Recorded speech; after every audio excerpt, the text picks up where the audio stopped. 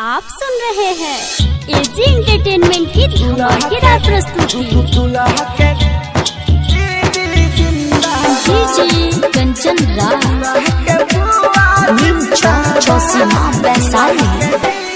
दुल्हा के दीदी जिंदाबाद, दुल्हा के फुआ जिंदाबाद, दुल्हा के मौसी जिंदाबाद, दुल्हा के बुआ जिंदाबाद।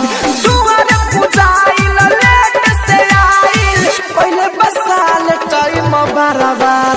दुल्हा के बुआ जिंदाबाद, दुल्हा के दीदी जिंदाबाद, दुल्हा के मौसी जिंदाबाद, दुल्हा के दीदी जिंदाबाद। डीजे कंचन दुल्हा के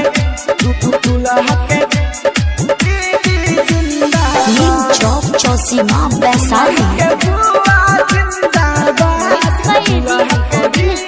दुल्हा के दीदी घूमे ले बाजार में, नया नया लड़का बाजार ले प्यार में, ले प्यार में, ले प्यार में। दुल्हा के दीदी घूमे ले बाजार में, नया नया लड़का बाजार ले प्यार में। बुढ़ावा जवान के आवे सवार, बुढ़ावा जवान के आवे सवार।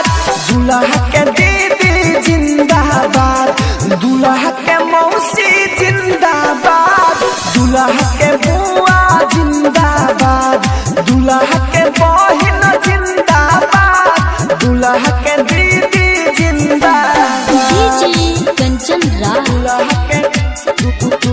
के दीदी जिंदाबाद, चौक चौसीमा वैशाली।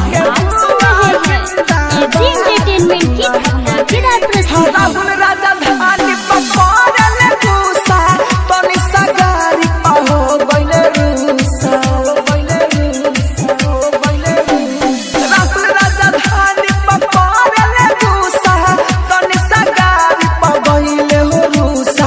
गिर गइले अमित जहां धइल रहे नाद, गिर गइले अमित जहां धइल रहे नाद।